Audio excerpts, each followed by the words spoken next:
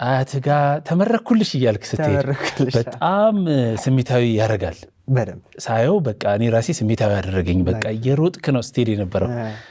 አያቴ ያሟል ነበር። እናቴን ካጣው በኋላ ብዙ መስዋዕት የከፈለችው እሷ ናትና እሺ ሳልሞት በፊት ተመርቀ ማየት ፈልጋለሁ ሁሌ ነው የምትለኝ። ሁሌና ታማ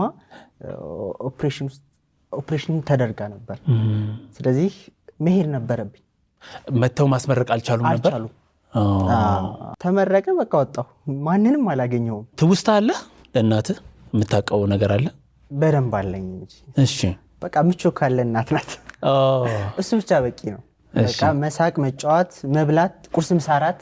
እሺ ያንን ካስታወስኩ እናቴ አለች ማለት ነው። ምግብ አተን ርቦን የመጨረሻ ደረጃ ስንደርስ እኮ ነው ማለት ህፃናት የገባሁት።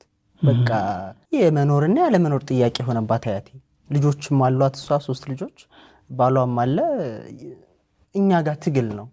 ስለዚህ ራሱ ጎረቤት ጋር እየሄድን ከስንት አንዴ ነበር ምግብ ራሱ እንበላኝ። መጥገብ አይታሰብም በነገራችን ላይ። ከአቅም በላይ ሲሆን ህፃናት ማሳደጊያ ይግባ ተብሎ ገባ አንተ? ለምን ያው ተለምኖ ማለት ነው። ለምን ልጆች እንዲረዱ የሞተችው እናታቸው በኤችአይቪ ነው በይ ይሏት ነበር። አይ አይደለም ያልሆነው እንዴት እላለሁ ትል ነበር እሷና ከብዙ መከራ በኋላ ነው እንጂ ኖርማል በቀላሉ የተቀበላት የለም። እድልሽን አሳለፍሽ ነው የሚሏት። ኤችአይቪ ብቲ ማለት የመግባት እድል ነበራቸው።